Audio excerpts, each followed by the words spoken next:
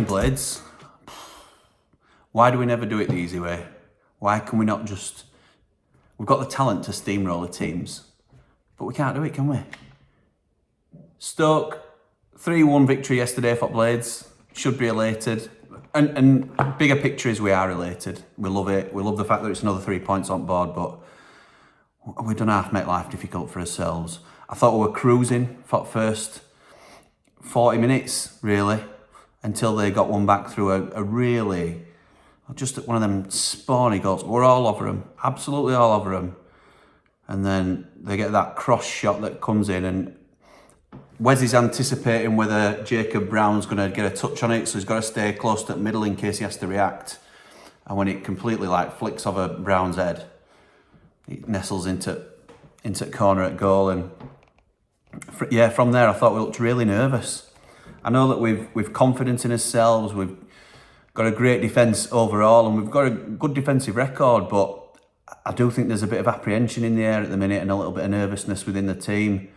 And the second half proved that. I thought we were largely poor for the game.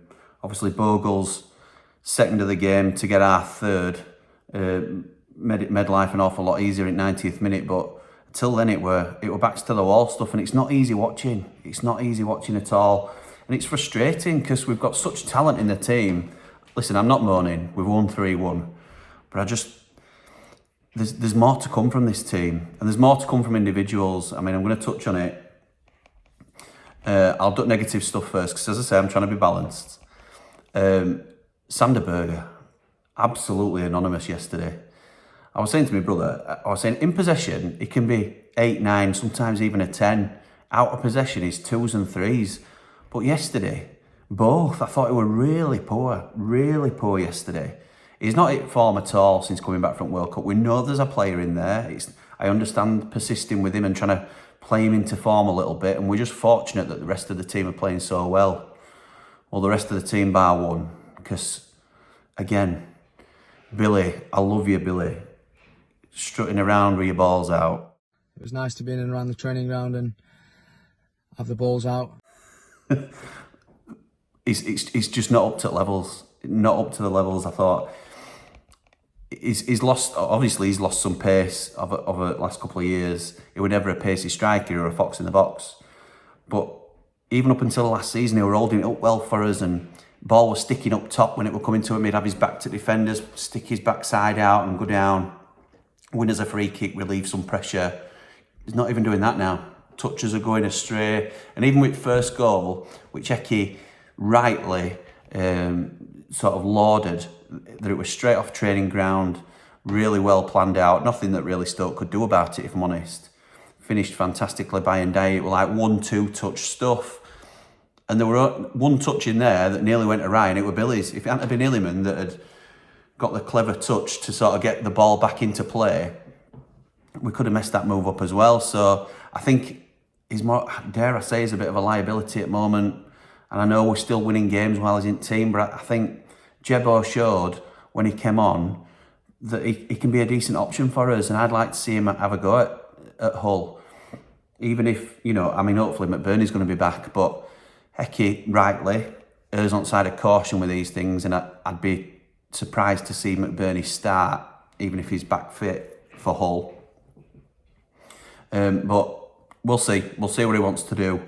I think the two shining lights for me were obviously Bogle. Unbelievable performance. Right in front of us, as well. Obviously he scored 2 fantastic goals, and you make your own luck, I think, with these sort of situations. He's getting in ridiculously dangerous, and you all know I'm a huge George Baldock fan. In fact, I'm quite confident that we've got the 2 best right back / right wing backs in the league. Obviously, I won't fancy seeing Jayden too much at right back, but as a right wing back, he's absolutely superb at the minute. I can't fault him at all, and he's got to be first pick of a Baldock, even though I'm a big Baldock fan. We sit just by halfway line, 4 rows up on John Street, and we're on our byline, and he were under pressure, front man pushing. I don't know if it were their left wing back, and he's flicked it over his head, off at man's head. Just neat little touchdown to get it back under control, and just bezzes that line. Just unbelievable. he were flying yesterday. So I thought Bogle was superb. I've heard a few say that apart from his goals, he weren't that cracking. I thought he were great yesterday. And other man, well, today's spotlight is on the man himself, Iliman and I.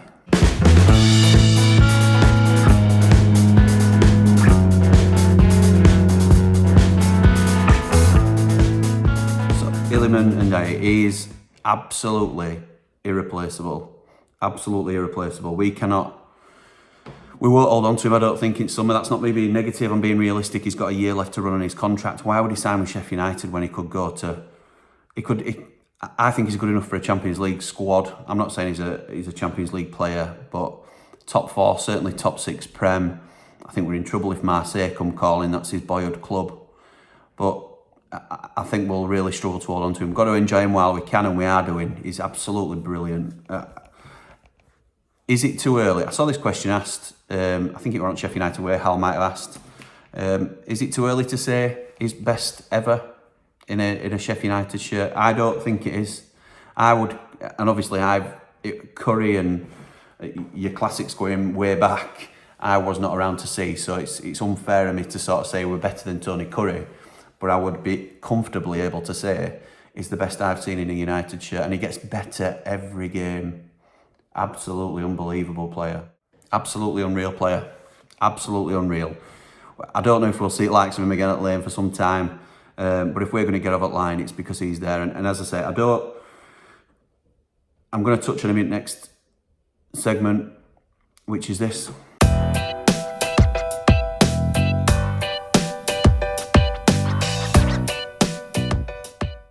So sticking to the Iliman theme, there's been reports, thankfully, that he's not for sale. That's all we want to hear, that's all we need to hear. Whilst I hold out doubt that we're going to see him past the summer in a United shirt, I hope to God we do, but I'm not confident that we will, unfortunately. I think we say thank you very much for your service. If worst case scenario comes, listen, we may offer him the best deal in United's history. I still don't think we'll be able to match where else he can be offered elsewhere, but he may think he can give us a go in Premier League. Conversely, if we lost Sander Berge, would you be that bothered on that performance and on current form? But I'm there for the banter. So next on the list, I want to highlight something I saw on Twitter, and it's a congratulations to Dale Hill, who put this up. He's put a bet on, he said it was for his mate. I don't know whether that means he's going to split the winnings or whatever it's going to be, or whether his mate's sort of recommended it, but he got Jayden Bogle to bag a brace at 200 to 1. Look at this. Unbelievable. Congratulations, pal. Enjoy it. And, you know, hats off to Jayden for helping you out with that one. Another bit of news doing rounds at the minute. Tom Clare, who plays for Macclesfield, has recently signed up to Love Island and been given a release from his club for the time being, like a leave of absence. Not really Blades related, but that were until Brian Dean popped up saying, he's put something on Instagram, thinking about the struggle, and then he sees this. So you're obviously raging, because obviously it don't come easy to be a footballer, and he, quite rightly, he's having a pop back saying, you know, you're in a privileged position. There's millions of kids that would want to be in your shoes, and you're up in sticks and going on a reality TV show. So I get it. I'm not overly invested in it. It don't upset me that he's going, this Tom Clare kid. But you can see it from an ex-pro who's grinded all his teen years and beyond to be a great footballer, and obviously made it to top level. And he's obviously got a bit of, he doesn't particularly like that attitude, and I understand that from Dino. If anybody's worried about losing John Egan, as am I a little bit. I don't think anybody will go in this window, if I'm honest. I think the only one we're at danger of losing in the window is Sander. He's got a release clause, but I honestly don't think anyone will meet it. Release clause rumoured, and I'm not in the know, to be about 22 million. No one's going to pay that with his injury record, and no one's going to pay it with his contract in mind. He's got 18 months to run if people leave it till summer. There's rumours of AC Milan and Roma being interested. You know, I don't know how he gets them sort of looks really at the moment on current form. There's a lot of potential there. We know what he can do, as I say, but wow. But I don't think he'll go, because I think obviously his value will have dropped even more just due to his contract length in the summer. I think that's when we might potentially be at risk of losing him. It'd be a shame to lose Sander. And I know earlier I've touched on would you mind losing him? I think he'll be a better player for us in the Prem. We'll see. We'll see what happens in summer. We'll worry about that as and when we get there, if we do make it, because, you know, we're not there yet. Just on Egan though, while we're talking about him, he's reiterated his love for the club, which is always great to hear.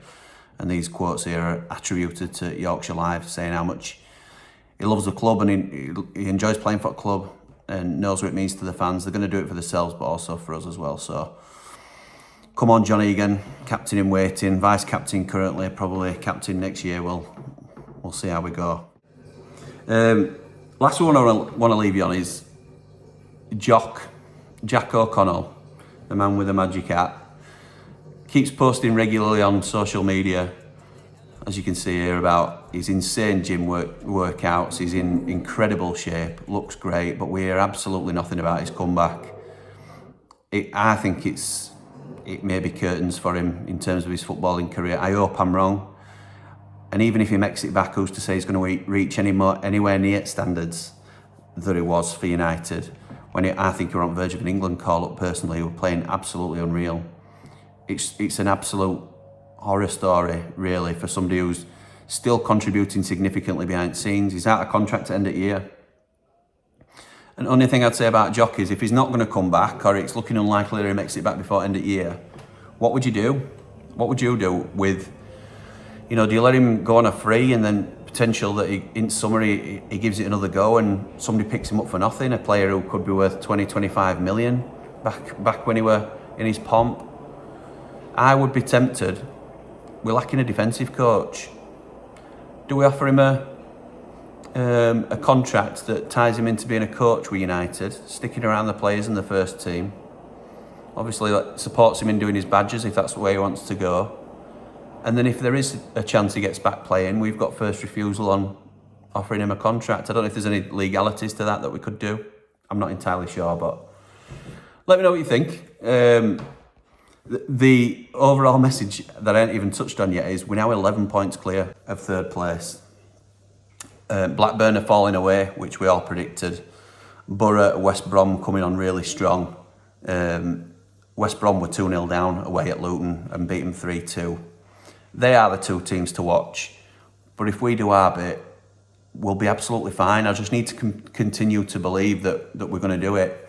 The only thing that sort of concerns me is this second gear nervousness and not playing to our absolute maximum. You can look at it two ways. You can say when we're getting points and we're not playing well, it's brilliant. It's just what you want in a promotion season, and that's all well and good. But what the crossroads is, either performances continue to be average and then results turn, or performances then start to pick up when we play to our actual potential and we start blowing teams away. Obviously, we all know which way it wants to go, but it's just something to think about and something I'm a little bit edgy about, because these next 3 games are key, and then we start on difficult fixtures. So I think we've got Hull I know we've got Hull on Friday, which I'll do a preview for. Then it's Rotherham away, who won 4-0 at home to Blackburn, and I've made a couple of signings that make them stronger, but I would still fancy us there. And Swansea at home, we need maximum points for me out of them, and that'll keep everybody at bay, because then we've got Middlesbrough at home, and the fixtures really start to ramp up from there in terms of difficulty. So keep giving ourselves the best possible chance, keep them at bay, keep the distance between. We're 12 points from Borough. We don't want it to be 9, obviously, and let's make sure we're 12 points going into that game. That's probably got to be the best message, hasn't it? So let me know what you think in the comments below. All your support's really appreciated, and thank you very much for sticking with the channel. So last time I were at 86 subscribers, I think, and I asked for a little push to try and get over the 100. Well, we went well over 100. I'm at something like 134 at the time of recording, so absolutely blown away by everybody's support. Thank you so much. It's really appreciated. But we're not done at 1. We're now on